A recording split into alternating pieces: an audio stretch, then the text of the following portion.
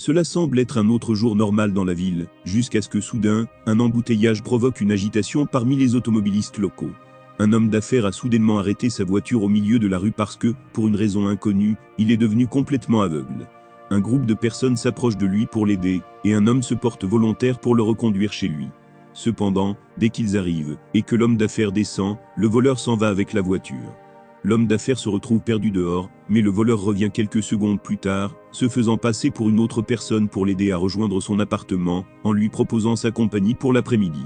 Cette fois, ça ne marche pas, l'homme d'affaires a retenu la leçon, et met le voleur à la porte, une fois qu'il est en sécurité chez lui. Quelques heures plus tard, la femme de l'homme d'affaires arrive, et dès qu'elle apprend la cécité de son mari, elle l'emmène voir un spécialiste. Comme il s'agit d'une urgence, le médecin leur permet de couper la file, et de passer les premiers. Malheureusement, quoi qu'il arrive avec l'appareil utilisé par le médecin, pour examiner les yeux de l'homme d'affaires, il ne trouve aucun signe de dommage ou de maladie, ce qui signifie que cela doit être neurologique. L'homme d'affaires devra se rendre à l'hôpital pour y faire des examens, même si le médecin n'a jamais entendu parler d'une chose pareille auparavant. Après le départ du couple, le médecin reçoit ses autres patients, parmi lesquels un enfant, une femme avec des lunettes de soleil, et un homme avec un cache-œil. Pendant ce temps, le voleur conduit la voiture volée en ville, et essaie d'éviter les flics, jusqu'à ce qu'il n'ait d'autre choix que de s'arrêter, parce qu'il est également devenu aveugle. Il finit par demander de l'aide à la police, et lorsqu'un policier l'emmène dans son ancienne maison, son ex-femme refuse de le laisser entrer. Plus tard dans la soirée, une femme aux lunettes de soleil se rend dans un hôtel, et après avoir demandé au barman un verre, elle rejoint son client à l'étage. Leur rencontre se passe bien, mais la rémanence est gâchée, lorsqu'elle commence soudainement à paniquer alors que sa vision devient elle aussi blanche. Le médecin rentre chez lui pour un bon dîner avec sa femme, et tout se passe bien, jusqu'à ce qu'il se réveille le lendemain matin, et il se retrouve également incapable de voir. Ils appellent l'hôpital pour les avertir d'une éventuelle infection, et on les croit, parce que l'enfant est là aussi, incapable de voir aussi. Bientôt, des cas de cécité soudaine ont commencé à apparaître dans toute la ville et le gouvernement a commencé à prendre les premières mesures pour y mettre fin. Le cabinet du médecin fermé par les autorités et le médecin lui-même est emmené pour être mis en quarantaine. Sa femme ne supporte pas l'idée d'être loin de lui, alors elle décide de mentir et de faire semblant d'être aveugle, elle aussi afin d'être mise en quarantaine avec lui. Le couple est emmené dans un asile abandonné, vide, et même les autres médecins ne peuvent pas y rester avec eux. Chaque service dispose d'un téléphone pour contacter les gardes à l'extérieur, mais il ne peut être utilisé qu'en cas d'urgence, et chaque service doit avoir un représentant, comme seule personne pouvant l'utiliser. Bientôt, d'autres personnes commencent à arriver, comme le voleur, la femme aux lunettes de soleil, l'enfant et l'homme d'affaires. Le médecin et sa femme acceptent de garder sa vue secrète, et en faisant semblant d'avoir exploré et mémorisé l'endroit à leur arrivée, la femme du médecin devient un guide pour tout le monde, lorsqu'ils ont besoin d'aide pour des choses, comme aller aux toilettes. Lors de leur premier voyage hors de la pièce, le voleur marche derrière une femme aux lunettes de soleil, et devient un peu trop manuel, ce qui la fait réagir en lui donnant un coup de pied dans la jambe. Son talon provoque une blessure grave, que le médecin et sa femme finissent par panser avec une chemise, car il n'y a pas de trousse de premier secours à proximité. Plus tard, la femme du médecin n'arrive pas à dormir, pensant à une possible infection de la jambe du voleur, et craignant de se réveiller elle aussi aveugle. Le médecin essaie de se montrer fringant avec elle, mais elle préfère se promener pour faire face à ses inquiétudes. Le lendemain matin, d'autres personnes arrivent, et l'homme d'affaires retrouve sa femme, tandis que l'enfant se plaint que sa mère ne soit pas encore là. Le médecin et sa femme essaient de parler aux gardes, et demandent de l'aide pour la jambe du voleur, mais les gardes ne coopèrent pas, ils pointent simplement leurs armes sur eux et les font rentrer dans leur chambre sous la menace. Quelque temps plus tard, ils reçoivent leur première boîte de nourriture, aussi mauvaise qu'une cafétéria d'école ou de prison. Il n'y en a pas non plus assez. La femme du médecin essaie d'utiliser le téléphone d'urgence pour demander plus de nourriture et une trousse de premier secours, mais personne ne répond à son appel, à l'exception d'un répondeur sur lequel elle laisse de nombreux messages. Les semaines passent et chaque jour, de plus en plus de personnes infectées sont envoyées à l'asile. L'épouse du médecin attache une corde en tissu entre les salles comme guide, et le médecin est choisi comme représentant de la première salle, mais maintenir l'ordre devient bientôt impossible. Comme tout le monde est aveugle, on ne se soucie plus de la propreté et les gens commencent à se promener sans vêtements et à faire leurs besoins au milieu du couloir. L'homme d'affaires essaie de garder le moral en discutant avec sa femme de leur jeunesse, mais sa femme ne supporte même pas de penser à des moments plus heureux. Un après-midi, la femme du médecin entend un bruit et découvre que l'homme au cache-œil a avec lui une radio qu'il écoutait en privé. Elle le convainc de partager la nouvelle avec tout le monde, car ils sont tous désespérés de savoir ce qui se passe dehors.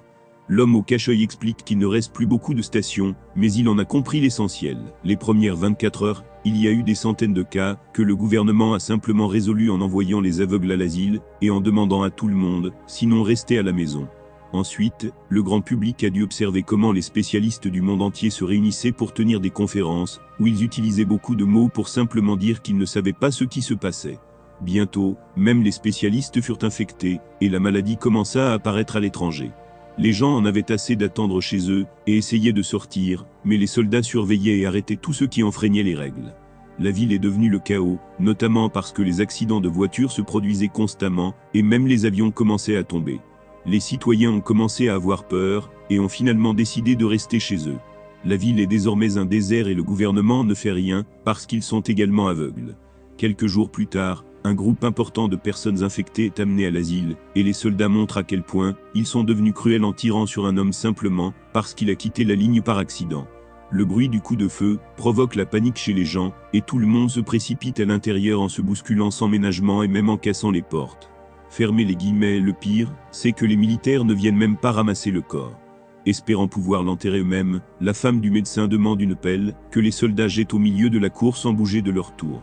Comme la femme du médecin continue de faire semblant d'être aveugle, elle demande son chemin et les soldats la dérangent jusqu'à ce qu'elle trouve la pelle, et leur fasse un doigt d'honneur. Pendant ce temps, le médecin tente de communiquer avec les représentants des autres services, pour coordonner les enterrements. Puisque 2 autres personnes ont été abattues, il souhaite également discuter du fait que l'un des quartiers prend plus de nourriture que sa juste part.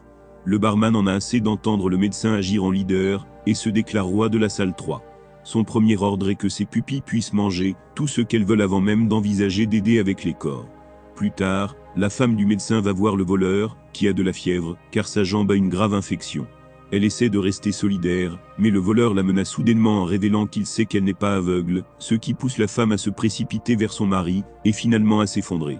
Le voleur ne supporte plus la douleur, et attendre que les choses se terminent naturellement n'est qu'un exercice d'agonie, alors il traîne son corps dehors, et laisse les soldats lui tirer dessus.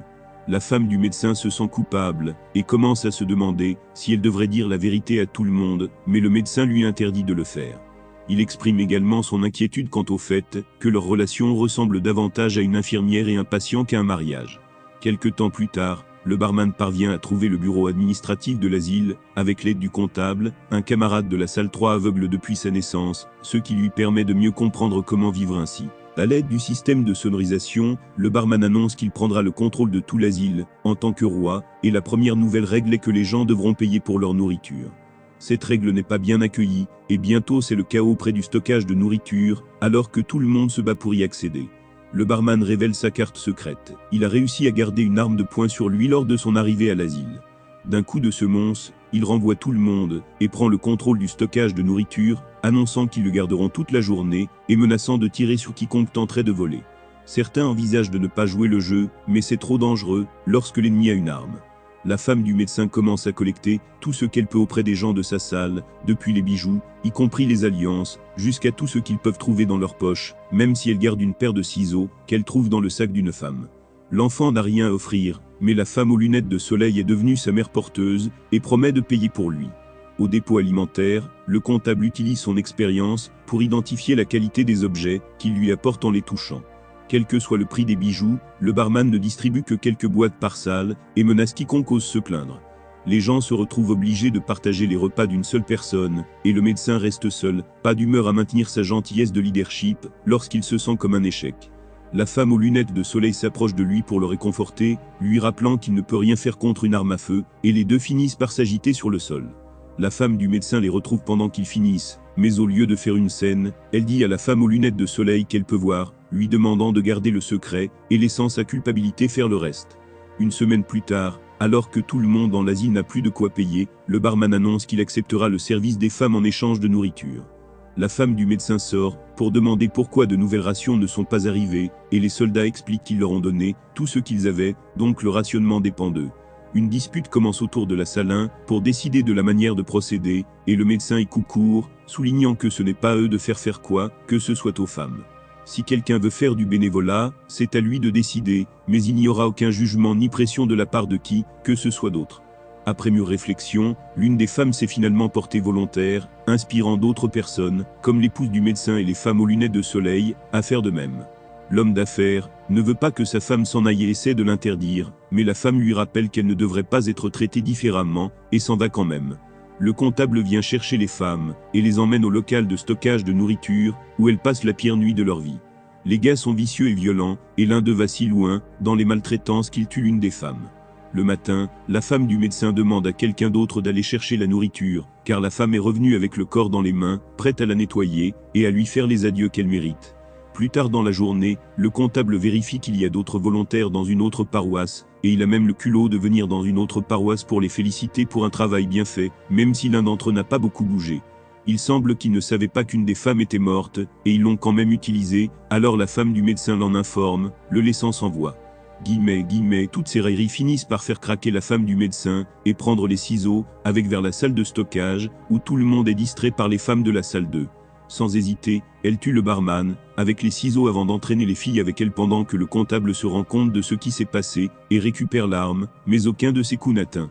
En sortant, la femme du médecin fait sa propre annonce. S'il ne distribue pas la nourriture, d'autres hommes mourront. Maintenant c'est elle qui va collectionner. Le médecin craint que cela ne déclenche une guerre, et il a raison. Le quartier 3 barricade, la zone et ne fournit toujours pas de nourriture. La première salle se prépare à se battre, et à récupérer ce qui lui appartient, mais avant qu'il puisse faire quoi que ce soit, l'une des femmes décide de se venger. Il s'avère qu'elle a gardé un briquet caché, dans sa poche pendant tout ce temps, et l'utilise pour se faufiler dans la salle 3, et allumer un feu. Les flammes se propagent rapidement, tuant de nombreux hommes, et avant que la panique ne prenne le dessus, la femme du médecin les guide hors du bâtiment. Étonnamment, personne n'est abattu, car les gardes ne sont même plus dans leur tour. Les portes ne sont pas verrouillées non plus, ce qui ne peut signifier qu'une chose, ils sont enfin libres. Le médecin, sa femme, l'enfant, l'homme au cache-œil, la femme aux lunettes de soleil, l'homme d'affaires, et sa femme décident de se serrer les coudes, alors qu'ils se dirigent vers le centre-ville, où ils découvrent que la société s'est effondrée. La ville est devenue un désert post-apocalyptique, où les quelques habitants doivent errer alors qu'ils tentent de survivre, s'attaquant les uns les autres s'ils soupçonnent même qu'il peut y avoir de la nourriture dans leurs poches. Certains animaux se nourrissent même de cadavres. Le médecin et sa femme laissent le groupe caché dans un bar, pendant qu'ils se rendent au marché le plus proche, pour voir s'ils peuvent trouver de la nourriture. Les gens là-bas s'accrochent aux quelques objets qui restent sur les étagères, mais la femme du médecin peut voir, et est capable de trouver un escalier qui l'amène à une salle de stockage, pendant que le médecin rassemble les vêtements. Après avoir rempli quelques sacs, la femme essaie de sortir, mais les gens présents entendent le bruit que font les objets dans ces sacs, et sautent sur elle pour la voler. Heureusement, le médecin entend cela, et vient en aide, repoussant tout le monde, et se plaçant entre la foule et sa femme, comme bouclier alors qu'il s'enfuit du bâtiment. Une fois qu'ils sont assez loin, la femme prend un moment pour se ressaisir, pendant que le médecin retourne récupérer les vêtements qu'il avait laissés tomber en sortant, et qu'un mignon chien en profite pour se rapprocher, et se lier d'amitié avec elle. Soudain, à la surprise générale, il commence à pleuvoir, et la femme emmène le chien avec elle dans une église, pour attendre son mari sous un toit sec. L'église est incroyablement bondée, et toutes les statues ont les yeux couverts, mais un prêtre ne cesse de promouvoir la parole de Dieu. Dehors, les gens profitent de l'occasion, pour aller chercher de l'eau, et se laver le corps, car ils n'ont pas eu d'eau potable depuis très longtemps. Le médecin revient avec les vêtements, et récupère sa femme pour rejoindre le groupe avec le chien qui les suit, devenant ainsi leur nouveau compagnon. Le groupe mange quelques rations à l'intérieur du bar, et décide d'y passer la nuit pour se reposer correctement. Puis au matin, ils repartent, marchant prudemment à travers la ville pour rejoindre la maison du médecin et de sa femme, qui ont proposé de la partager avec tout le monde. Dès lors, le groupe parvient à établir une routine.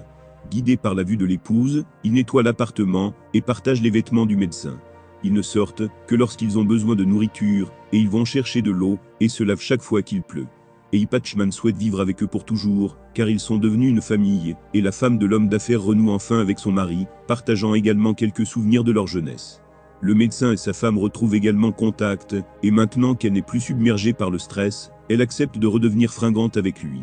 Quelques semaines plus tard, tout le monde se prépare pour le petit déjeuner, lorsque l'homme d'affaires se met soudain à crier. De la même manière abrupte, la cécité lui est venue, elle a maintenant disparu, et il peut à nouveau voir. Tout le monde commence à célébrer en comprenant que son corps peut combattre la maladie, et que la cécité est temporaire, ce qui signifie que l'espoir est de retour sur la table pour leur avenir.